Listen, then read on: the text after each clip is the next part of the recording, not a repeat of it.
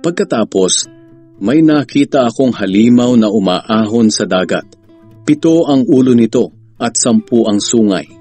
Bawat sungay nito ay may korona, at sa bawat ulo naman ay may nakasulat na pangalang lumalapastangan sa Diyos.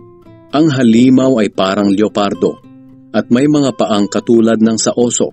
Ang bibig niya ay parang bibig ng leon. Ibinigay ng dragon sa halimaw ang kanyang kapangyarihan at trono upang maging malawak ang kapangyarihan nito. Nakita kong isa sa mga ulo ng halimaw ay parang pinatay. Ngunit gumaling na ang matinding sugat nito. Kaya humanga sa halimaw ang mga tao sa buong mundo at naging tagasunod sila nito. Sinamba nila ang dragon dahil siya ang nagbigay ng kapangyarihan sa halimaw. Sinamba rin nila ang halimaw at sinabi, "Wala nang makakatulad sa halimaw, walang makakalaban sa kanya."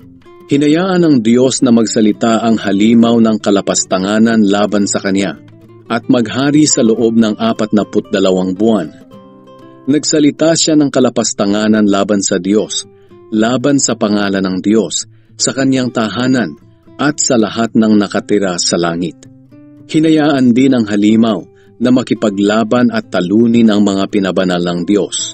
At binigyan din siya ng kapangyarihang maghari sa lahat ng tao sa mundo, anumang angkan, lahi, wika at bansa.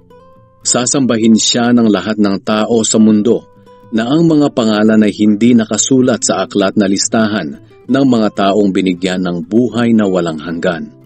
Bago pa man likhain ang mundo, ang mga pangalan nila ay hindi na nakasulat sa aklat na ito na hawak ng tupang pinatay. Kayong nakikinig, pag-isipan ninyong mabuti ang mga bagay na ito. Ang sino mang itinakdang dakpin ay dadakpin, at ang sino mang itinakdang mamatay sa espada ay mamamatay sa espada. Kaya ang mga pinabanal ng Diyos ay kailangang maging matiisin at matatag sa kanilang pananampalataya.